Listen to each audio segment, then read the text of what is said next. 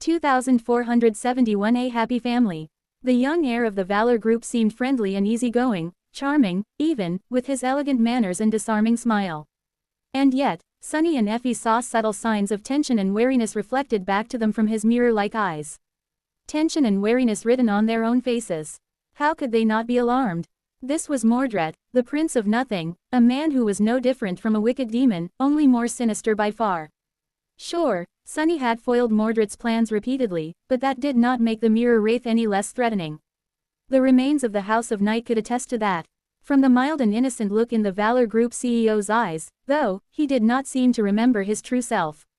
But then again, this was Mordred they were talking about. The man was more adept in deception and acting than even Sunny himself was. Had he truly forgotten who he was, or was he merely pretending? There was no way to tell. Sunny and Effie glanced at each other. Then, he spoke with a neutral expression. "Good morning, Mr. Mordred. I am Detective Sunless, and this is Detective Athena from the Homicide Division of the Mirage City Police. We were hoping to speak to you regarding an ongoing investigation." Mordred studied them for a moment. "Well, in that case, why don't we speak in my office? If there is anything I can do to help you catch that terrible man, naturally, I must help." Sunny blinked. That easy? What is he playing at? At that moment, one of the bodyguards whispered something in Mordred's ear. Mordred glanced at Sunny, then shrugged with a faint smile. "Oh, I am sure that Detective Sunless had his reasons. There must have been some misunderstanding." With that, he gestured to the elevators. "Please, follow me." Sunny and Effie followed him, only to find out that there was a separate, far more luxurious elevator that seemed to be accessible only to the CEO. As they ascended the impressive length of the Valor Tower, Mordred's bodyguards were drilling holes in their backs with hostile stares. Their employer, meanwhile, seemed perfectly at ease. "Detective Athena, I am quite sorry to presume, but have we met before? You seem familiar." Sunny frowned, wondering if that was Mordred's way of hinting that he remembered them. Effie forced out a smile. "I really don't think so. Where would a humble public servant like me meet the illustrious CEO of the Valor Group?" Mordred lingered a little bit, then suddenly beamed. "Athena, oh, why, of course, weren't you a national athlete? You really made us proud. I still remember the spear throw that won you the first golden medal. It was such a marvelous sight. I can't believe I get to meet you." Effie coughed. "Oh, right. That was so many years ago, though. I'm surprised you remember." Mordred smiled. "Our family is very passionate about sports. A representative of Mirage City bringing home a whole collection of medals, how could I ever forget? What the hell is going on?" Sunny suddenly felt out of place. Why was He riding an elevator with Mordred, and why was Mordred fanboying over meeting Effie? What kind of bizarreness was this? Soon enough, they arrived in a lavish office that took up most of the uppermost floor of the Valor Tower. The walls were made out of armored glass, so one could see most of Mirage City from here, sprawled far below and stretching toward the horizon. The people populating it looked like ants from the height, and perhaps that was what they were for someone as powerful as the CEO of the Valor Group. The most stunning thing in Mordred's office was not the view, though, and not the unimaginably expensive decor either. Rather, it was a large framed photo hanging on the wall like a cherished art piece. On it, a smiling man and a beautiful woman were looking into the camera, embracing a sullen teenage boy and an adorable girl with black locks. There were a few other people there, as well, all surrounded by a happy and affectionate atmosphere. Sunny recognized them. Of course, they were the Valor family, both those whom he met and those who had perished many years ago. The teenage boy and the younger girl were Mordred and Morgan. The beautiful woman was Gwyn of Valor, the smiling man was Anvil. Sunny stared at the photo with wide eyes. Never in his wildest dreams had he imagined that he would see the King of Swords smiling happily one day. What the? Noticing his gaze, Mordred smiled as well. "Not as scary as people say, are we?" He chuckled and pointed at a dignified old man standing behind the smiling pair. "This is my grandfather, the founder of the Valor Group, an outstanding engineer and a man of keen business acumen. Everything around us exists because of his hard work and leadership. He is retired now, of course, spending his days tinkering with old machines and pestering his grandkids to hurry up and produce newer models, great-grandkids, I mean, for him to boss around." Quote. Sunny looked at the old man. Warden of Valor. Mordred, meanwhile, pointed to the happy couple. "You must be familiar with my parents. As much as the Valor Group only exists because of Grandpa, it became what it is today thanks to my father." "Oh, They mostly devote themselves to traveling and charitable work these days. Really, Mom and Dad hatched a plan to escape into early retirement as soon as I was old enough to become the CEO. How heartless. Mordred chuckled again, then glanced at the little girl in the photo and fell silent for a moment. Then, he smiled pleasantly and gestured to an opulent sofa. Please, take a seat. Your chocolate milk will be here in a moment. Sunny and Effie glanced at each other. What the hell is this? Warden of Valor had perished in the third nightmare. Gwyn died in childbirth when Mordred was around too. Anvil was slain by Sunny in Godgrave. Where did this vision of a happy family come from? Why had the Palace of Imagination created this fantasy Foji Mordred? And why was Mordred acting as if it was the most natural thing in the world? He hated his family. His hatred of Valor was so scathing and deep that a whole great clan had been callously used as kindling to fuel his Vengi ants. Did he really not remember anything? Even if he didn't, wasn't this persona too big of a departure from his true self? The devil detective and his rookie partner were not Sunny and Effie, true, but they were similar people. This version of Mordred, though, seemed eerily well-adjusted and harmless. Not like his true self at all. As they sat down, Mordred lowered himself into a chair and asked in a pleasant tone. So, what did you want to discuss? Sunny lingered for a few moments, then said in a measured tone. We wanted to discuss the Nihilist. He watched Mordred closely, hoping to see a reaction. However, Mordred did not react in any particular way, as if there was no connection between him and the deranged serial killer at all. Sunny frowned. But there is. There definitely is. Is there? 2472 Presumption of innocence. Mordred showed no reaction to Sunny mentioning the Nihilist, outside of how a normal person would react, that was. Unease, discomfort, and a hint of indignation showed on his face, but nothing more. If he was acting, the man deserved to be a lead performer in a renowned theater. But then again, that was exactly what Mordred was capable of. He sighed and shook his head. I see. I heard there was a new victim. Effie nodded. Indeed. The body was discovered yesterday. In a park by the river. Mordred seemed saddened by the news, but also a little curious. How very tragic. However, detectives, I wonder why you deemed it necessary to speak to me, of all people. His expression was full of innocent confusion. Sunny cleared his throat. Well, you see, the victim was an employee of yours. A graduate of one of the Valor Group's charities and a security guard right here in this building. Hearing the name, Mordred seemed genuinely shocked. That young man, but I greeted him only 2 days ago. Sunny nodded solemnly. I'm afraid so. Did you interact with him often? Before Mordred could answer, one of his people leaned in and whispered something into his ear. He frowned, and a hint of anger suddenly flashed in his mirror-like eyes. Quote. Why would I need to have a lawyer present? What nonsense. He sent the man away and turned to Sunny and Effie with an awkward expression. I'm sorry. My employees can be overzealous at times. Obviously, the Valor Group will help the investigation in any way we can. Just tell me what you need, detectives. Sunny remained silent for a while. He was starting to become convinced that Mordred had not regained his memories, but even then, that did not absolve him of being the Nihilist. It was hard to imagine this pleasant, affable, sleek and polished man stalking the streets of Mirage City at night to carve out people's eyes.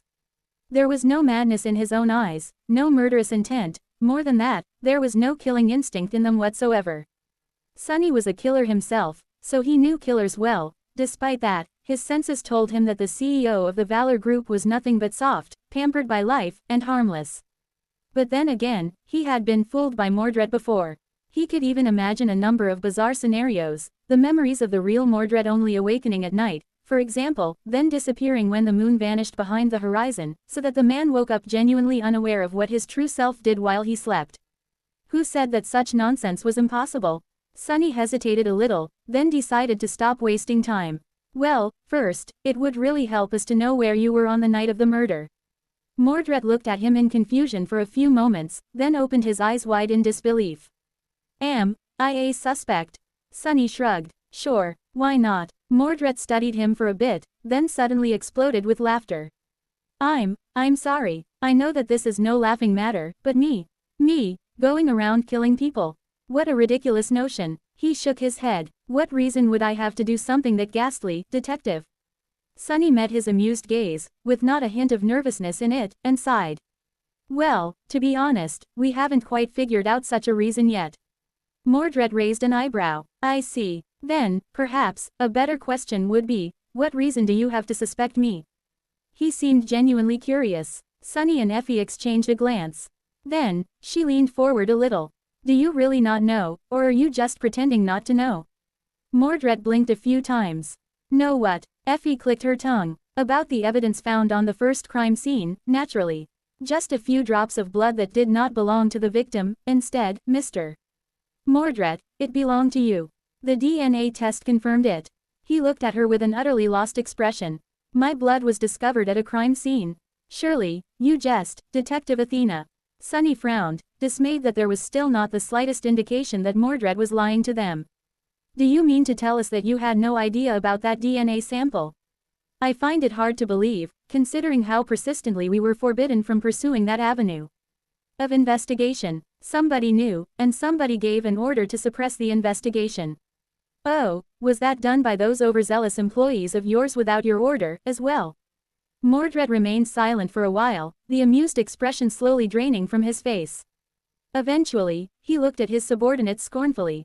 Quote, I understand you find it hard to believe, Detective, but I really had no idea that such a DNA sample existed before you told me. Still, if memory serves, I was at a very public charity dinner on the night the nihilist claimed his first victim. There should be plenty of video recordings showing me mingling with the guests. Sunny smiled darkly. Video recordings can be doctored. Mordred looked at him with curiosity. And I guess witness testimonies can be bought off. But, Detective, there is a flaw in your logic. Wouldn't it be much easier for someone to plant my DNA at a crime scene? Sunny glared at him for a few moments, then admitted reluctantly. Sure, a few drops of blood could have been planted. But who would go that far to frame you? Mordred remained silent before letting out a bitter sigh and looking away. I have countless enemies, detectives. Sadly, that comes with the job. It did not escape Sunny's attention that Mordred looked at the family photo while saying that. So, there was trouble in paradise, after all. Sunny leaned forward a little. Anyone in particular come to mind? Then, he added with a faint smile. How is your sister doing, by the way? For the first time, Mordred's expression showed a sign of cracking. What was revealed behind the pleasant smile was not the heartless malevolence of his true self, however. Instead, it was pain, sorrow, confusion. Mordred froze for a few moments, then leaned back and looked at Sunny with a cold expression. My sister can't be behind this. She has suffered a psychotic break a while back. Sunny raised an eyebrow. A psychotic break? Mordred nodded slowly. She might have tried to harm me, in her compromised state. She is now receiving treatment in a reputable establishment. She hardly could have done anything from there. Did Morgan try to kill Mordred? That would surely make a lot of sense, considering what she had told him. Sunny summed up what they had learned. The Great Mirror version of Mordred seemed to have no memories of his true self. There was no concrete evidence connecting him to the murders, and the man himself seemed eerily innocent. Clan Valor was one big, loving family in this fantastical realm, and Morgan had tried to kill her brother some time ago, which landed her in a psychiatric hospital. For her own good, if Mordred was to be believed. Damn it, I think I understand even less now. Morgan had all the answers, it seemed. Sunny looked at the family portrait of the Valor family with a dark expression. We might have a talk with your sister, then. Mordred's expression changed. Absolutely not. Under no circumstances will you, or anyone else, disturb my sister. She doesn't need more shock and trauma to distract her from healing. His voice sounded cold and absolute, showing the harrowing authority of the ruler of the Valor group for the first time. Sunny wanted to respond, but at that moment, Effie leaned forward and put a hand on Mordred's shoulder. And said, Hey, Mordred, snap out of it. What is she doing? Sunny's eyes widened slightly, and so did Mordred's. For a few moments, the luxurious office was silent. Then, something changed in Mordred's gaze. He suddenly seemed confused, and a little bit embarrassed. Taking Effie's hand gently, he awkwardly removed it from his shoulder and asked in a hesitant tone. Excuse me, Detective Athena. Snap out of what? Effie frowned, then retracted her arm and cleared her throat. Just saying. Never mind. She looked at Sunny and raised an eyebrow. Whatever authority she had as the master of Bastion did not seem to have affected Mordred at all. He was still blissfully devoid of any memories, allegedly. He was also quite keen on seeing them off now. A charming smile returned to his face. As I've said, I'll be glad to help the investigation in any way I can. We can request the personal file of the unfortunate victim from the Human Resources. Security footage of his latest shift can also be arranged. I'm afraid I will have to hand you over to my assistants now. Detective, please excuse me, but my schedule today is quite full. Just like that, the meeting was over. Before too long, Sunny and Effie found themselves standing in front of the Valor Tower, looking at it with grim expressions. Effie sighed. Well, that was. But before she could finish, Sunny's communication went off. He took it out of his pocket, looked at it darkly, and pressed the green button to receive the call. A second later, and for a while longer, the Homicide Division captain's angry screams could be heard flying out of the flimsy speaker. Sunny took a deep breath. Damnation. 2473 Comfort Abe lie silent. Sunny spent the rest of the day being berated by the captain, filling out paperwork, and receiving reports from the medical examiner, not that there was anything useful to report. Just like the previous victims, the latest one had various wounds that indicated that the poor young man had been in a desperate fight before being killed. The cause of death this time was severe spinal trauma. His neck had been broken. It was unclear whether the eyes had been removed before or after his death, but it had been done with surgical precision. Such a hassle. After dealing with these routine tasks, Sunny returned home late in the evening. This time, he remembered to power down his archaic PTV before walking away from it. As it turned out, these strange machines had no standby mode and had to be turned off completely every time. How primitive. My Rhino would never. Entering the apartment, he balanced the bottle on the door handle and sighed.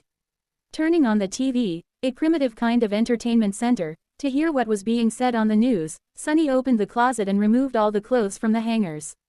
Behind THEM, a seemingly chaotic mess of photos and printed documents was revealed, pinned to a large map of Mirage City and connected by red strings.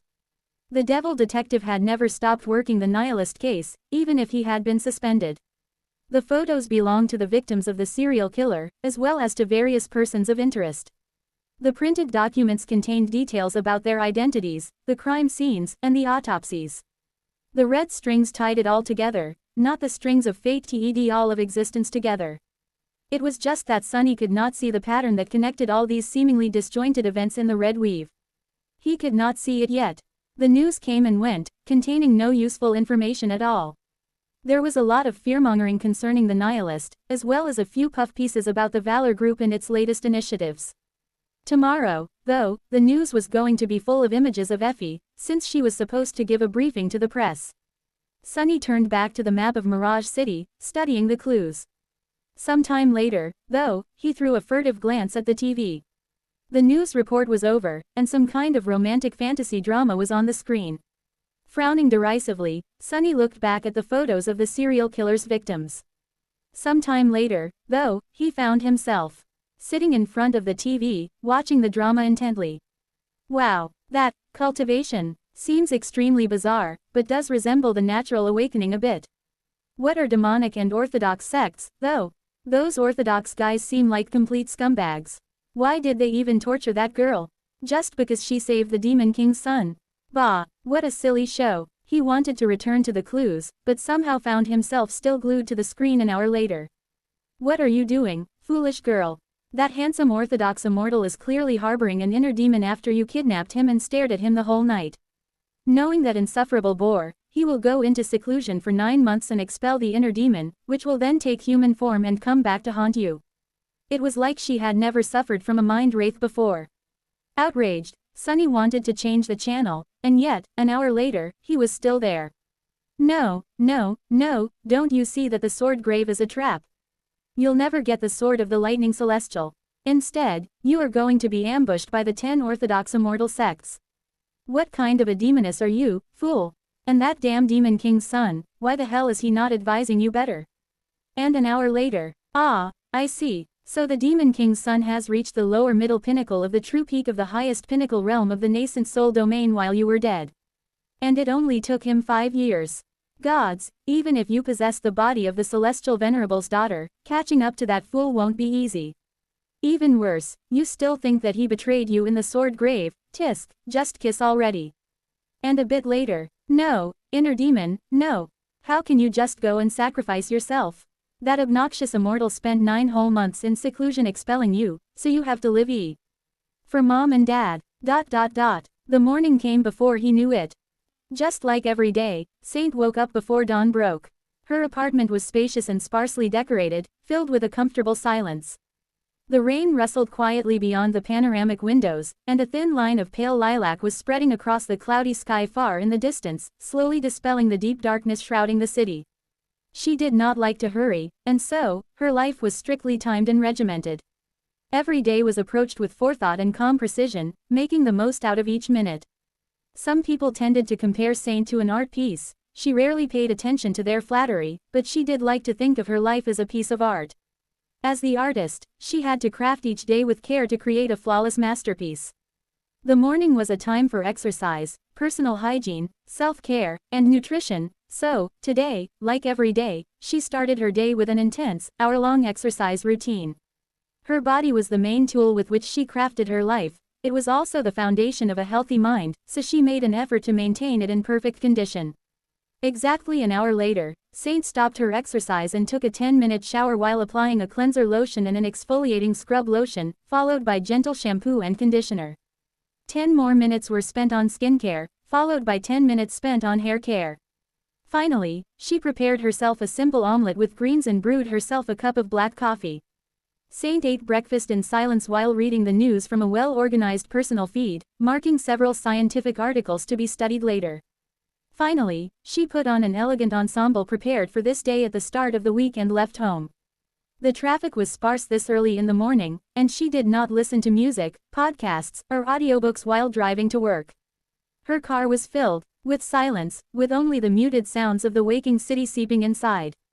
Entering her neat and orderly office after approximately 30 minutes spent in transit, Saint spent 90 more minutes studying patient files and preparing herself for the day. At exactly 9 in the morning, the door of her office opened, and her assistant walked in. "Dr. Saint, your 9 o'clock appointment is here." She nodded. "Please let them in." This was the first sound she made since waking up 4 hours earlier. Saint took meticulous notes while listening to the patient. After a 15-minute break, she saw another client, then left for the rounds in the heavily guarded inpatient wing of her workplace. Eventually, it was time for lunch. Usually, Saint would have eaten a nutritious meal she had prepared herself, but today, she had a different commitment. Even if skipping a meal was suboptimal, her pride as a professional took precedence. Leaving the hospital, she drove to a nearby building where she was renting a small private office. Her patient was already waiting for her there, leaning on his dirty, ramshackle car while looking at the vista of the city with a distant expression. The man himself was quite similar to his car.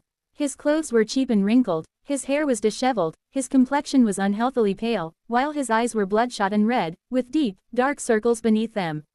Saint would have been quietly revolted on a usual day, but strangely enough, he seemed quite magnetic despite all that. There was a dark, roguish charm to his messy appearance and cold gaze. Saint also felt a pang of an odd emotion when she saw him. It was not quite attraction, but more of longing. Belonging. She could not tell, and was more than a little surprised at her odd reaction. "Detective." He looked at her, then smiled faintly. "Hey, Doc, thank you for making time for me. Do I like this man?" Saint did not mean it in a romantic or physical sense, but simply as a person. Well, it was no surprise.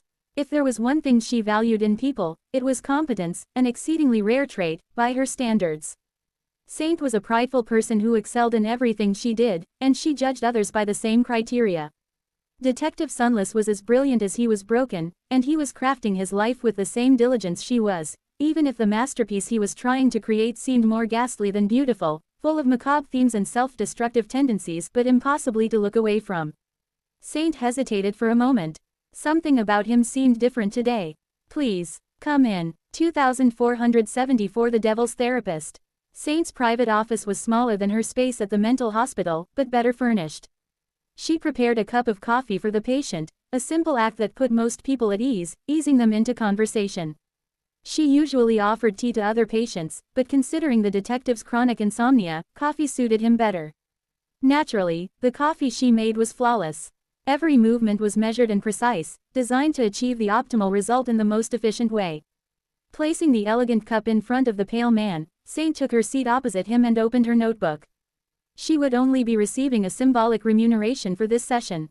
But THAT was fine, because she had never been driven by money. Saint was not driven by compassion or kindness, either. In truth, she had extended an offer to continue treatment to this untidy man for a simple reason: professional pride. She hated leaving things unfinished and flawed, so the thought of letting him go without truly helping him felt distasteful. You look more fatigued than usual today, detective.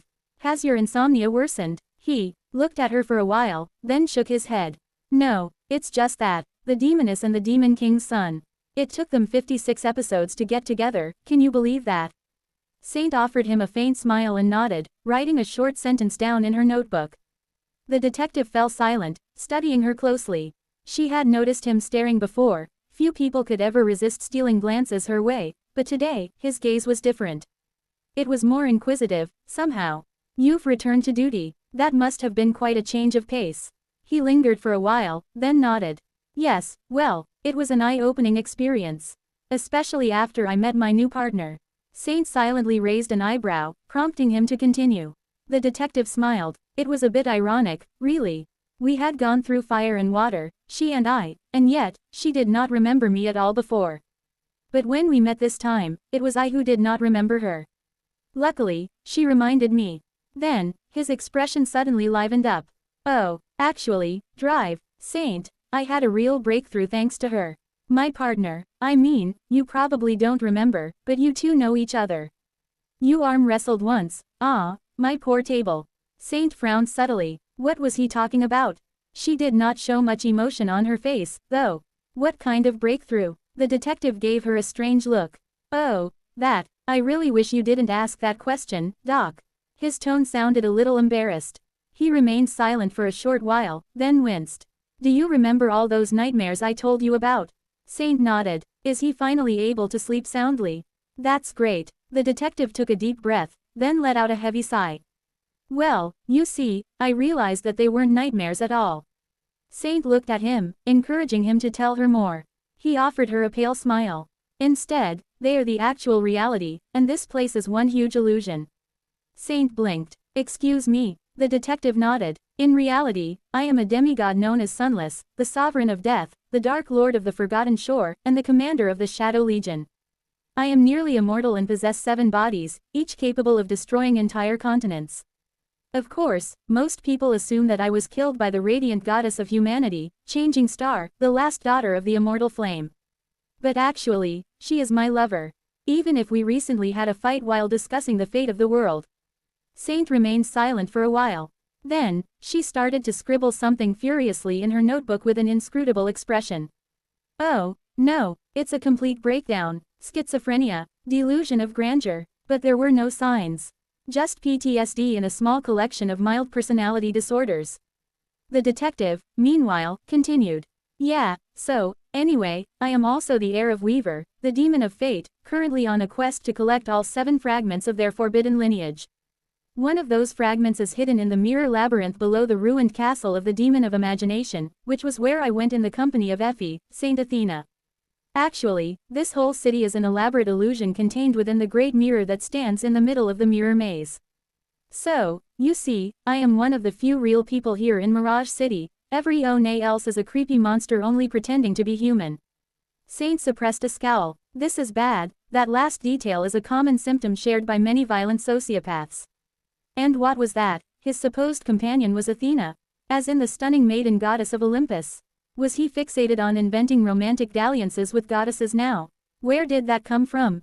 She inhaled slowly. Do you consider me not to be real? Detective. The detective looked at her in dismay, then shook his head. What? No, of course not. You are perfectly real, Doctor. I mean, obviously, you've been brainwashed into believing that you are a mortal psychiatrist residing in Mirage City, which could not be further from the truth. He coughed. In truth, in reality, I mean, you are the Onyx Saint, my most valued and loyal shadow. You've been serving me faithfully for more than a decade, following my every command and satisfying my every whim, ever since I killed you. The original you, I mean. By the way, it occurs to me that I've never thanked you for that, so, thank you. It really means a lot. Saint slowly lowered her notebook and looked at the cold, darkly charming man. The man who had been oddly obsessed with a serial killer called the Nihilist ever since the two of them met. Suddenly, it occurred to her that they were alone in the building, with not a living soul in earshot. He has completely lost it. No, maybe he had been completely insane this whole time. How had she missed it? Saint looked around subtly, her gaze lingering on a decorative sword that hung on the wall, a garish gift from one of her patients, which she had not had the heart to throw out. Detective, when was the last time you took your medication? Maybe he was just delirious from the lack of sleep. He blinked a few times. Oh, my meds. I stopped taking them when I remembered who I really am. Even if I am temporarily trapped in a mortal body, I am still a demigod, you know. Those pills just make me feel loopy. Saint sighed with regret. I skipped lunch for this. 2475 An astute deduction. Saint remained silent for a long while. Most people found her silence uncomfortable, awkwardly trying to fill it with meaningless conversations, but the detective seemed calm and at ease, as if he was deeply familiar with her taciturn nature. She contemplated him somberly. Was she in danger? More importantly, how had she missed the signs of a looming mental breakdown? Saint pursed her lips slightly. She had failed her patient, and so, her pride was wounded. It was an unpleasant feeling, and that feeling was only made irksome by her failure to pinpoint the origin of her mistake. She looked at the unstable man sitting across from her. Wrinkled clothes, unkempt hair, a pale face, a manic glint in his dark eyes. The detective looked back at her and smiled faintly, but his smile never reached the cold depths of his eerie gaze. The sovereign of death, was it? Eventually, Saint tapped her pen against her notebook twice. Let me share a few thoughts, detective. His smile widened. Oh, by all means, Doc. She leaned forward a little and spoke in a calm, indifferent tone. It has been several days since you returned to service. Coincidentally, the seventh victim of the Nihilist was discovered at the same time. I strongly suspect that you immediately found a way to insinuate yourself into the case. He raised an eyebrow. Well, that is a simple guess. After all, you know all about my history with that guy, as well as how I ended up suspended and sent to therapy. There is hardly anyone in this world who knows me better than you, really. Saint continued, her voice maintaining its aloof cadence. The identity of the victim has not been disclosed yet. I imagine that is Haro Penning as we speak at the press conference arranged by the Mirage City Police Department. However, I did see a relevant title while looking through the news articles this morning. It seems that the CEO of the Valor Group had a conversation with two homicide detectives yesterday. You must have been one of those detectives, so it is safe to say that you have not given up on the theory that there is a connection between Mr. Mordred and the Nihilist. He frowned. Right, you would know about that, too. Still, what an astute deduction. It seems that your talents are being wasted on psychiatry, Doc. Have you ever considered becoming a detective, instead? Saint ignored the question and looked at him coldly. Naturally, the CEO of the Valor Group is an exalted existence. He is not someone to be treated lightly, and he would not have given you a chance to take advantage of him. So, you failed to reinforce the narrative you believe in by meeting Mr. Mordred. Of course, considering your personality type, that did not convince you to abandon it. Rather, it only convinced you to change tactics. This time, the detective did not say anything and simply studied her with curiosity. Saint frowned slightly. Or rather, targets. You are a resourceful man, detective, so you must have found out what Mr. Mordred's weakness is, and where she is being kept. His expression changed subtly, but before he could say anything, Saint finished in an even tone. So, this whole conversation was an act. You wanted to manipulate me into committing you as a resident patient, which would give you simple access to Miss Morgan. Bravo, detective. I did not know that you were such a talented actor. The detective coughed a few times and mumbled quietly. Oops. Then, he looked at her and smiled. The smile was seemingly meant to be bright, but considering his overall appearance, it ended up looking dark and a little threatening instead. Guilty as charged. But, that doesn't mean that what I said wasn't true. I am a very honest man in the WOGLD, you see, 2 worlds, wait, it's 3 at the moment, isn't it? The most honest man in 3 worlds, even. So I really meant all that stuff about being a demigod. I truly am. Saint gave him an impassive look. Aha. With that, she closed her notebook, put the cap on her pen, and rose from her seat.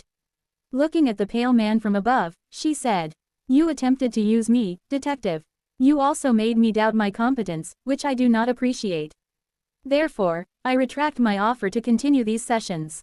Let us never meet again. I do encourage you to find a different therapist, though. Be well. With that, she headed for the door. He followed in a hurry, jabbing her arm. Wait a minute, Saint. I mean, drive, Saint. Actually, I wanted you to meet my partner. She is going to be here soon. Any minute now. Things will be easier once. Turning her head slightly, Saint said in a voice so devoid of emotion that the man seemed to shiver. Detective, if you don't unhand me, I am going to break your arm. She meant it, too.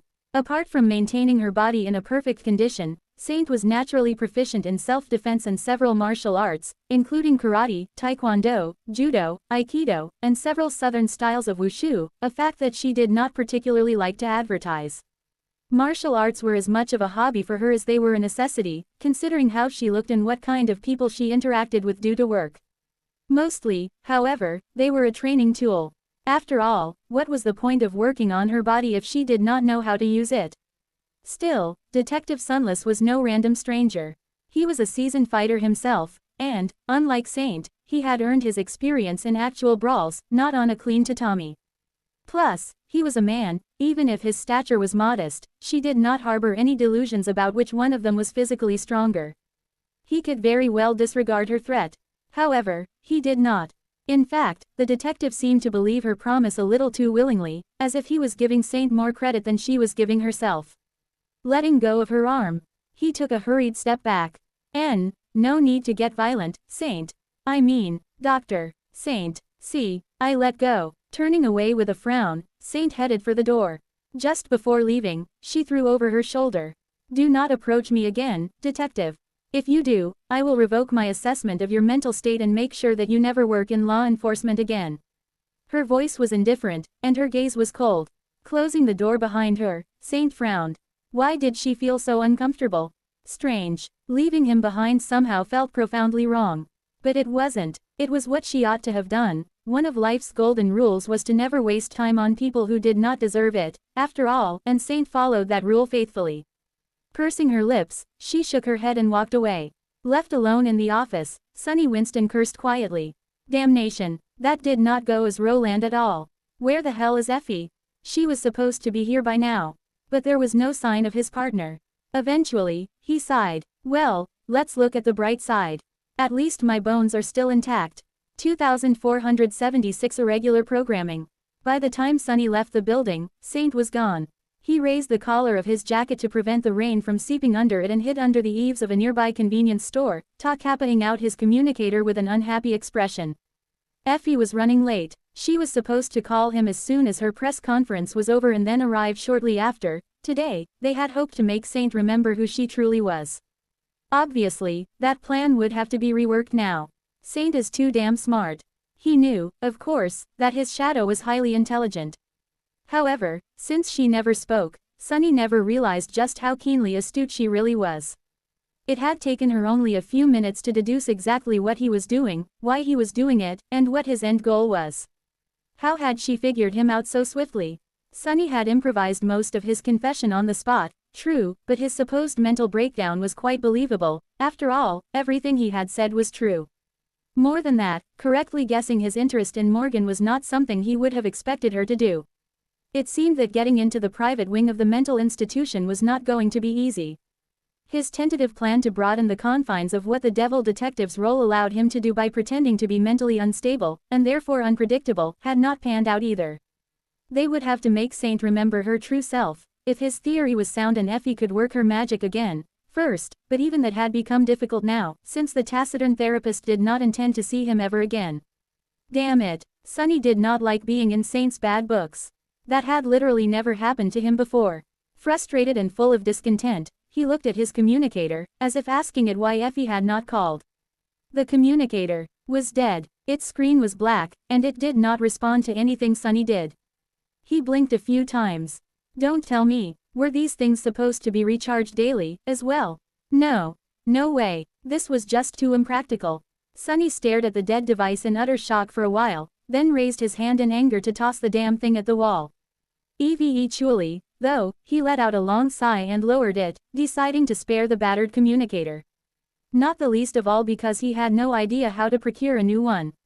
Rummaging through the Devil Detective memories, Sunny found the vague recollection of how to use the primitive, unwieldy communicators of the bygone era, the mobile phones. Covering his face with a palm for a few moments, he groaned quietly and then walked to his car. Climbing inside, Sunny started the engine and found a threadbare cable that was supposed to serve as a charger. The port where the cable was supposed to go seemed to have become loose over time, so he only managed to make the barbaric technology work after fiddling with it for a while. Needless to say, his mood did not improve one bit as a result. Finally, the communicator started to charge.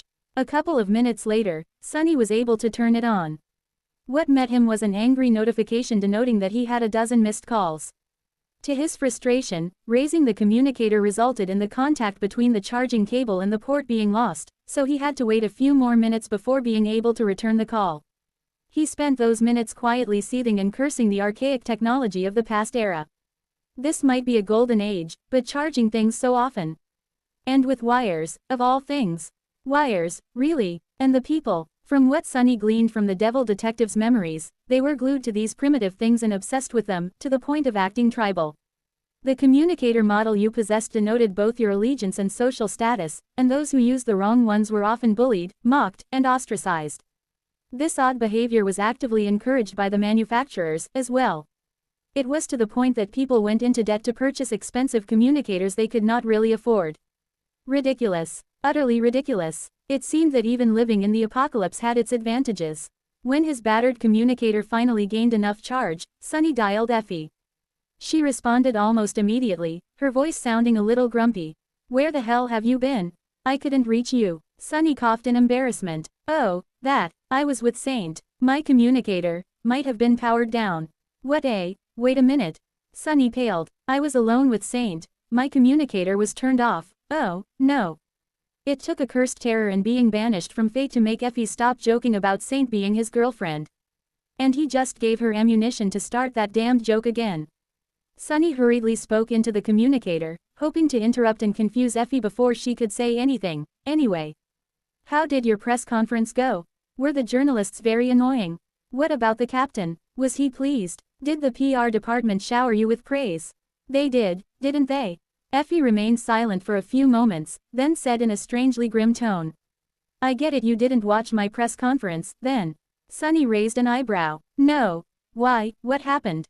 It was then that he finally registered the noises in the background, the sounds of dozens of people talking, phones ringing, and the captain berating someone at the top of his lungs. Effie sighed. "Go check the news. Then come back here. We might have a problem." With that, she ended the call. Sunny frowned, then assessed the local version of the network and opened the news feed. Immediately, his expression darkened. What? Pretty much every news article on the first few pages all showed the same picture. A road littered with broken glass and debris, with a wide gap in the bent and torn metal railing on its side and blood smeared on the wet asphalt. The titles were all sensational, but said the same thing. Breaking news. The Valor Group CEO rushed to the hospital after a failed assassination attempt. Sunny threw the communicator down and grabbed the wheel. Curse it all, what now? 2477 Nothing ventured. The Mirage City Police Department was boiling. By the time Sunny arrived, the Homicide Division captain wasn't screaming at his subordinates anymore, instead, he was being screamed at by someone higher up the chain. The same was probably happening in other divisions, even if there was no real point. People just wanted to be seen being indignant to prove their loyalty. It seemed that an attempt on Mordred's life was at least 100 times more important than the nihilist and his 7 victims. As if the whole Mirage City revolved around one person. Looking around with a frown, Sunny ignored the carnage and found Effie. She was leaning on the wall in the staff kitchen of the Homicide Division, munching on a flamboyant circle-shaped pastry with pink frosting and rainbow-colored sprinkles. There was a large, empty box in front of her, as well. "Oh, partner, listen, I discovered these things called donuts. They are simply to die for." He gave her a long stare, then gritted his teeth. "Yeah, well, if they are so delicious, did you not think to leave one for me, huh?" She blinked a couple of times, then hurriedly swallowed the rest of her donut and grinned. "Oops, sorry, there's none left." Sunny shook his head. "Anyway, is that important right now? What exactly happened to Mordred?"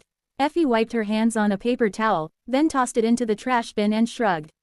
"Someone tried to kill him, that's what."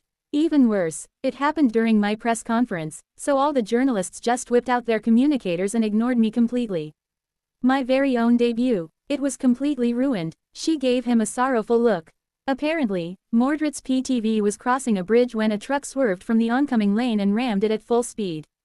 Both vehicles fell into the river. The collision seemed premeditated, too. The driver died on the spot. Mordred's chauffeur is in critical condition. The man himself escaped with only minor injuries, though. She shook her head and sighed. His PTV was built like a tank, apparently, with an entire arsenal of airbags. I am guessing that is why it was pushed into the water. He managed to swim to shore, though. Not only that, he even stayed behind at first to rescue his driver from the wreckage and drag the unconscious guy to shore with him. Real heroic stuff. I'm sure the news articles will be colorful tomorrow. Sunny raised an eyebrow. Mordred, doing something selfless. What's the truck driver's identity? Effie shrugged. Just a random nobody with no apparent connection to Mordred. No score to settle with the Valor Group, either. Lots of gambling debts, though.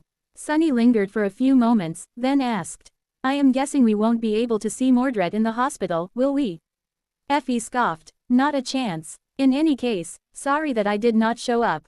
As soon as the news broke, it was all hands on deck here. I couldn't leave without drawing suspicion. How did the date with your therapist go? Sunny gave her a wistful look. It went terribly. Wait, no. It wasn't a date. Don't you dare start that crap again. He paused for a moment, and then added somberly. She threatened to break my arm and end my career if I ever showed up in front of her again. So, not what you'd call a success. Effie looked at the empty box of donuts with regret, sighed, and looked at him with an uncertain expression. Anyway, I don't like it. There is a lot going on, but things aren't clicking into place.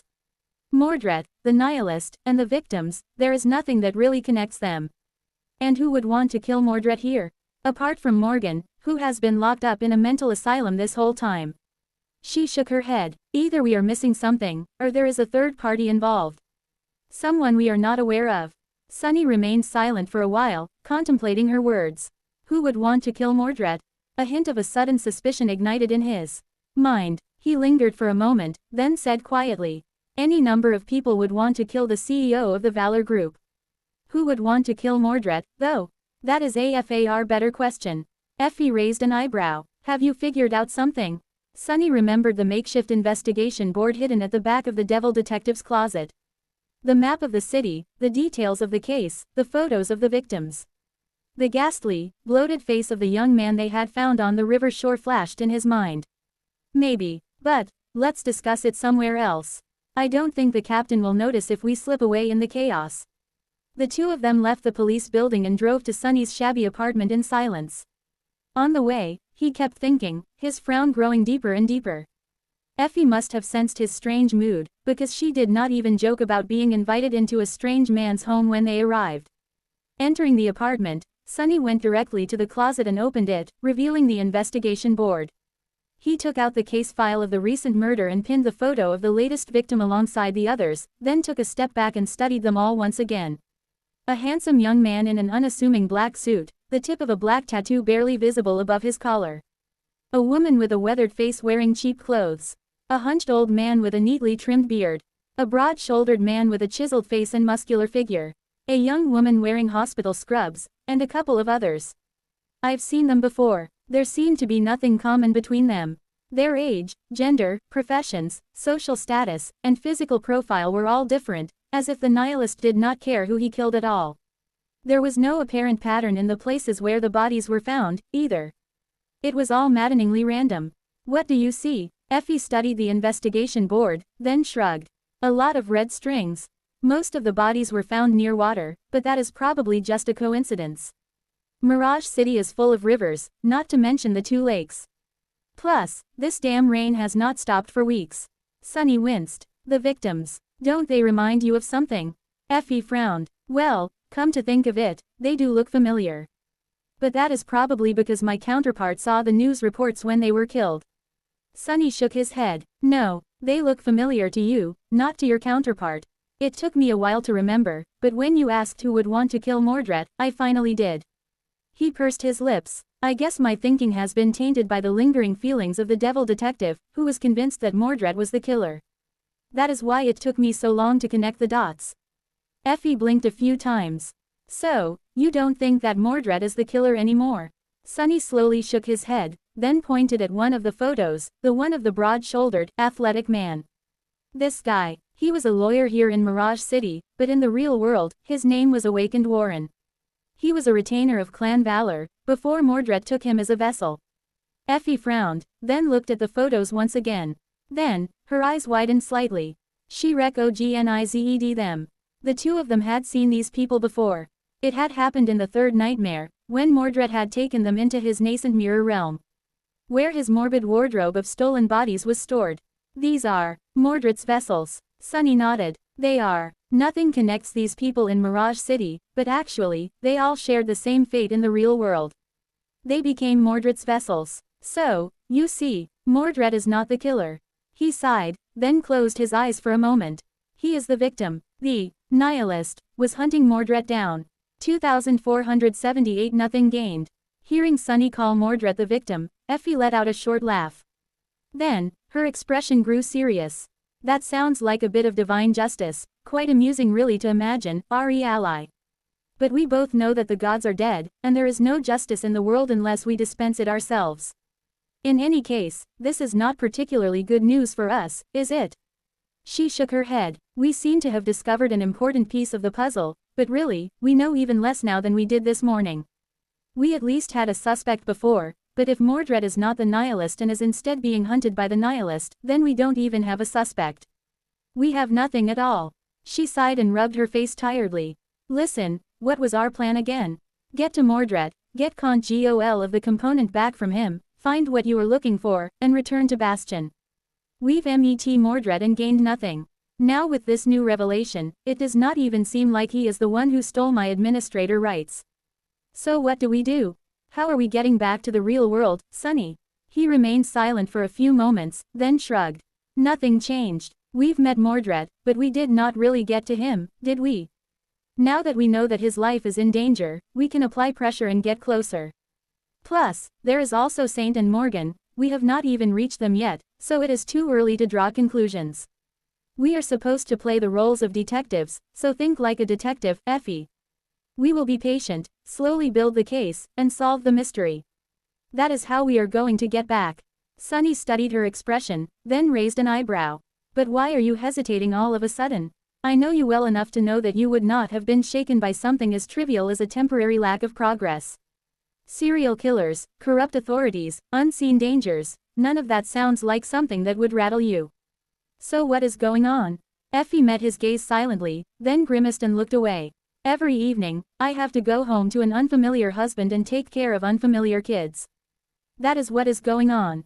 Sunny raised his eyebrows. That's it. You are scared of the creepy other who plays the role of your husband. She shook her head slowly. No, it's the children. Effie looked Sunny in the eye. I'm afraid that I will grow to love them. If we spend too much time here, I will. She smiled slightly and shook her head again. You probably won't understand, but that frightens me far more than serial killers and unseen dangers ever could. We can leave, but what will happen to them when we leave? It is foolish, I know. They aren't even real children. But the longer we stay here, the harder it is to make that distinction.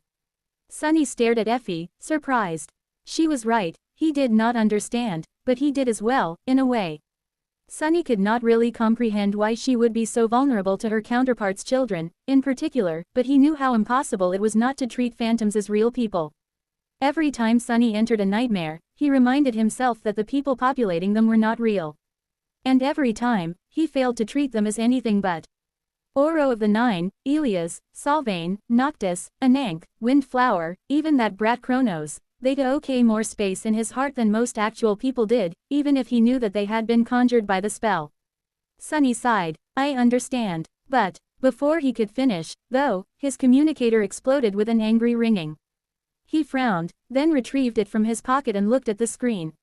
Damn it. Accepting the call, Sunny brought the communicator to his ear, then Winston moved it a few centimeters away when a familiar voice thundered out of the speaker.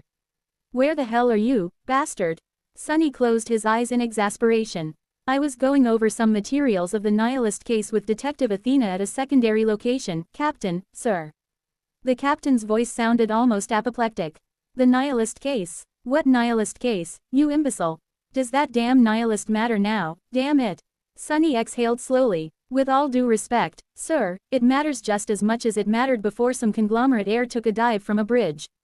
The torrent of expletives that poured out of the communicator made him wince again. After about a minute, the captain's ire finally exhausted itself. He breathed heavily into his communicator, then said hoarsely, "Listen here, you foul gremlin, get your ass to the headquarters immediately. Put on a siren and run every damn red light on your way here if you need to. And take Athena with you." The man paused for a moment, then added in an angry voice. "And don't you dare corrupt her with your vile influence, you hear me? Unlike you, deadbeat, she's a promising young detective." Sunny's eyes widened in outrage. What did he say? Me, corrupt her? That obscene heap of delinquency? Who will corrupt whom? He took a few deep breaths to calm himself, then said evenly. "I hear you loud and clear, Captain. But, sir, why do you even need us to come? I'd think that you would want to keep me as far away from that Valor guy's case as possible." His supposed boss remained silent for a while, then cursed quietly. "You'd be goddamn right. If it were up to me, your pale mug would have gotten nowhere near this case. But, it's not up to me. Congratulations, I guess." Sunny and Effie looked at each other. "What do you mean, sir?" The captain let out a frustrated sigh. "Mr. Mordred personally requested you. He asked for you by name. So, here we are." He paused, and then added tiredly. "This investigation has been assigned exclusively to you two. So move your asses." Sunny looked at Effie with wide eyes. She seemed quite surprised, too. It seemed like they were going to see Mordred again much sooner than they had anticipated. 2479 Valiant CEO. Some time before that, Mordred, the CEO of the Valor Group, was left alone in his office after the two detectives left, or rather, he was left in the company of his vast entourage. A person of his status was never really alone, which suited him fine. Mordred remained seated in his chair for a while, moving his finger across the handrest absent-mindedly. His executive assistant bowed deeply. "I am extremely sorry, sir. This will never happen again." The head of his security bowed, too. "I will contact the responsible parties immediately. These nobodies will be thrown out of The Police Department by tomorrow. Since it was my negligence that allowed them to disturb you, I will accept any punishment with gratitude." Mordred remained silent for a while, his gaze distant, then looked at them with surprise. "What? No, don't do anything. Why would we want to be rid of these valiant detectives? I actually find them quite admirable." The man, Sunless, was known as the Devil Detective. He was an ace of Mirage PD and somewhat of an unsung hero, a rare officer who was both competent and incorruptible, even if that seemed to have taken a toll on him. Mordred was more than aware of his stellar track record, as well as of his peculiar personality. The woman, meanwhile, reminiscing about his youth, Mordred smiled fondly. Who knew that he would meet the star athlete, Athena, one day? And she was a detective now. As a young man, he had been a huge fan of hers. He might have even developed a small crush, which earned him a disproportionate amount of teasing from Morgan. At the thought of his sister, his smile dimmed a little. Mordred sighed. "You know, I had a bit of a lonely childhood. But there was this stack of old detective stories in my grandfather's attic. I was probably too young to be reading them, but who was going to stop me? Those books kept me company, and what an exciting company it was. I have had a soft spot for detectives ever since." Shaking his head, he looked at his assistant. "Anyway, leave them alone. What is on my schedule? I imagine that the board meeting had to be moved because of this unexpected delay." The assistant, who had been bowing this whole time, finally straightened. "The board is waiting, sir, as they should. The chairman is quite impatient, as you know, but he does not dare complain. The issues on the agenda for today's meeting are as follows: budget allocation for the R&D activities in the next quarter, preliminary discussion of the government contracts regarding repair and restoration after the forecasted flood damage, issues concerning the increased financing of our charitable initiatives." Mordred listened silently, then nodded. "Nothing out of the ordinary, then. Wait. Repairs after the forecasted flood damage?" The assistant nodded. "Yes, sir." Mordred looked at him with a confused expression. "What about preventative measures? Why is there nothing on the agenda regarding that?" The assistant shifted uncomfortably, then said in a flat tone. "Well, it's because there's little to no money to be made in prevention, sir." "Naturally." Mordred closed his eyes for a moment. "Naturally, huh?" Rising from his seat, he gave his ASSI stand a somber glance and headed for the door. I guess I'll be making changes to today's agenda then, after all. The day passed in the usual busy work. Late in the evening, Mordred was driven home in his luxurious car. Sitting in the leather seat, he looked at the vistas of Mirage City floating by with a distant expression on his face.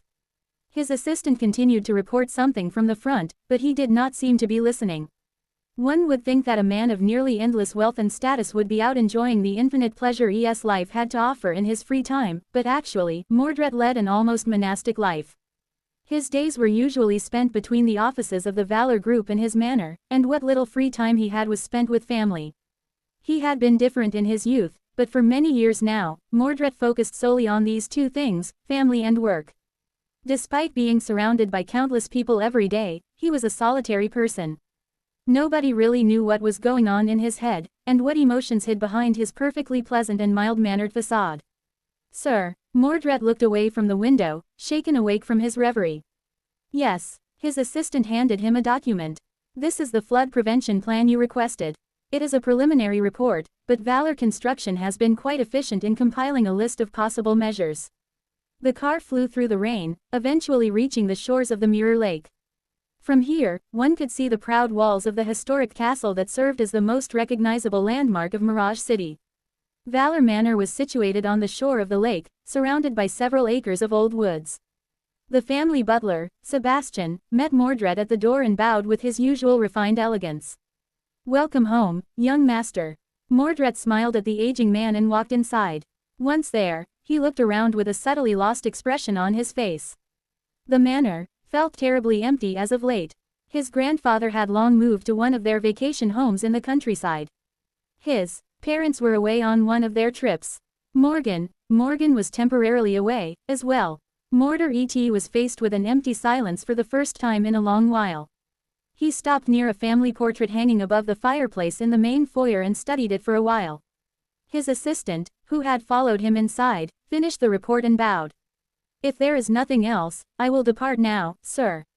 Please have a good rest. Mordred nodded slowly, letting the man go, but then stopped him suddenly. Wait, the assistant looked back. Yes, sir. Mordred hesitated for a few moments. In the morning, the detectives mentioned a blood sample found on the crime scene. Was my blood really found there? His assistant frowned. I can check the veracity of their claims if you want, sir. However, I don't see why they would lie about such a thing. Mordred remained silent for a moment. Who ordered to suppress the investigation, then? The man blinked a few times. It seemed that he had been anticipating a different question. Who was behind planting the blood sample on the crime scene, for example? He looked down. I assume that it was the chairman of the board, sir. Mordred pursed his lips. The chairman again, huh? Soon enough, he was left alone in front of the family portrait. Mordred stared at it for a long time, his expression slowly growing more and more troubled. Eventually, he whispered, "Are you still there? Have you come back?" Of course, there was no answer. Turning away from the portrait, Mordred quietly walked away. 2480 Alter Ego. In the morning, Mordred informed Sebastian that there would be a change of plans. He was supposed to go straight to the office, but instead, he decided to visit Morgan. Master and Madam informed me that they would be returning to Mirage City post-haste, young master. We should be expecting them in a matter of days. Mordred smiled. Finally, some good news.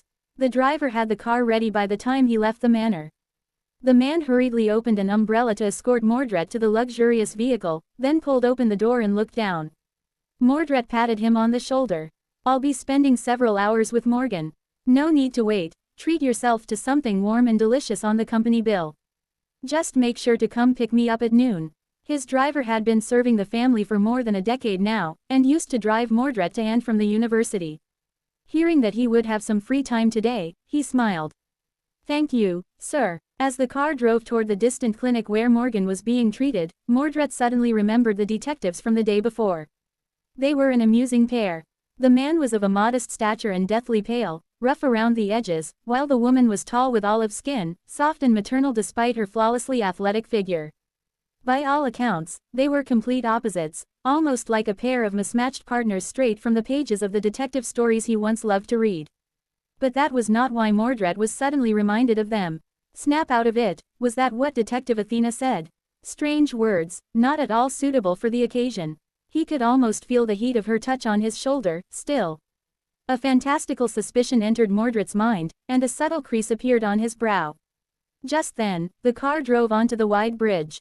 One escort vehicle was in front of it, while another was behind. The rain was so intense that they could barely be seen, and the headlights of the cars in the oncoming lane fused into a blur. Mordred was deep in thought, a complicated expression twisting the fine lines of his face. It was then that something on the periphery of his vision attracted his attention. Looking up, he just barely had time to notice a ramshackle truck in the oncoming lane taking a sharp turn. Then, everything happened too fast to react. The truck caught the rear bumper of the escort vehicle, throwing the car aside in an explosion of debris. Then, it rammed the luxury car behind it at full speed. Mordred would have been thrown against the wall of the leather-bound interior if not for the airbags that instantly deployed. Still, he received a vicious shaking and was completely disoriented because of the blow. The seat belt dug into his chest, suffocating him. Dazed, Mordred heard an ear-piercing scratching sound and felt the car moving sideways. Then, there was another impact. And he could suddenly feel his body growing light. The car was falling. The river. Before Mordred could finally realize what was happening, there was a third impact, this one the most violent. The deflated airbags still protected him, but then, he felt water streaming across his legs. Shaking off his disorientation, Mordred looked around. It only took him a split second to assess the situation. The car was severely damaged, its windows broken, and sinking into the swollen river. The water was already inside the cabin, rising swiftly at a steep angle. He was hopelessly entangled in the seat belt and imprisoned in a soft cage of airbags, moments away from being submerged into the cold darkness.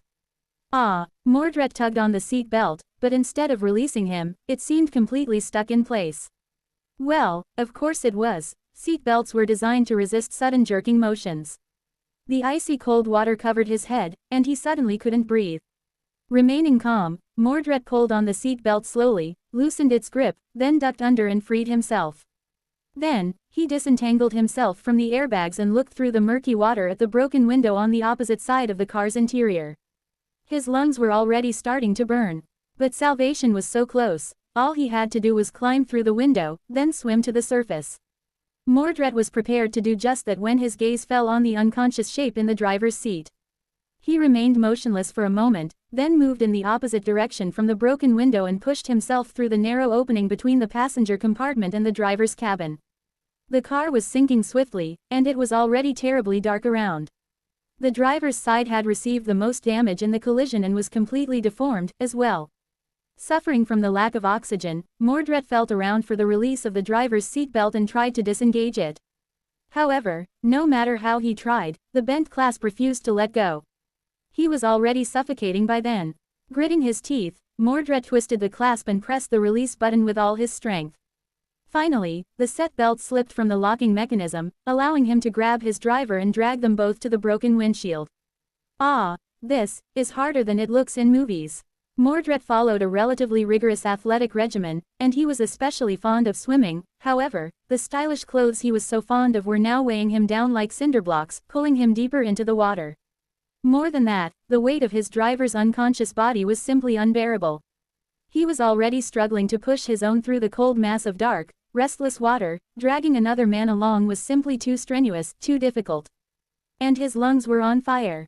His lungs begged for oxygen, and a panicked terror was flooding his mind, demanding that he let go of his heavy burden and save himself.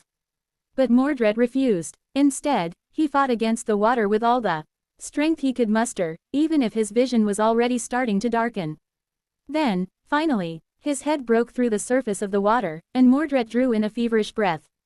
The shore seemed terribly far, but he managed to reach it, somehow, after all.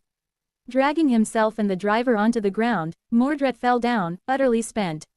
He was so cold. Taking several hoarse breaths, he pushed himself off the ground and bent over the driver. Hey, are you? Was he dead? Paralyzed by fear, Mordred lightly slapped the man across the cheek. To his great relief, the driver groaned, coughed out a mouthful of water, and slowly opened his eyes. Mordred let out a relieved sigh. Thank the gods. But then, something about the driver felt off. His eyes grew strangely glassy, full of something unfamiliar and cold. In the next moment, the man's gloved hand closed around Mordred's neck. What? Suddenly ferociously, inhumanly, strong, the driver strangled Mordred while pulling him down to the ground and climbing atop of him. Wide-eyed, Mordred tried to pry the man's hands off his neck, but it was of no use. It was as if his neck was being squeezed by an iron vice, seconds away from snapping. Even if his neck somehow survived, he would be strangled to death before too long. What is? As he struggled desperately, hopelessly, Mordred's vision started to darken for the second time today. The driver's eerie, glassy eyes were the only thing he saw. No, it was then that a shadow suddenly covered them, and something cold flashed in the air. Hot blood splattered across Mordred's face, and he suddenly could breathe again. Pushing the driver away, he climbed back and saw a slender figure leaning over the crazed man. A sharp knife flashed again, plunging into the driver's flesh once more. More blood spilled onto the wet ground. The figure twisted the knife, then coldly kicked the man in the wounded side, throwing him back into the water. Who? The knife-wielding stranger was standing with his back to Mordred, wearing a cheap, ragged raincoat and an unassuming cap. Countered against the gray sky and the dark line of the distant bridge, his tall figure seemed both threatening and strangely familiar. Finally, the stranger turned around and looked down at Mordred, his cold gaze full of irritation and contempt. Mordred flinched as he saw the stranger's face. His own face. As the stranger leaned down, blood still dripping from his hands, Mordred remained frozen in place. His reflection was pale and shocked in the other Mordred's mirror-like eyes. The other's face split into a pleasant smile, and he whispered into Mordred's ear, his insidious voice full of barely contained hatred. "Hey, wastrel, can't you even keep yourself alive? You weak, worthless fool. Do I have to do everything for you?" The tip of the knife bit vindictively into Mordred's cheek, leaving a shallow cut on it. There were shouts and the sound of sirens in the distance. By the time he could finally move, the other was already gone, as if he had never existed. Raising a shaking hand, Mordred touched his cheek. His hand came down bloody. Looking at the blood smeared across his fingers, Mordred suddenly smiled brightly. "He's back."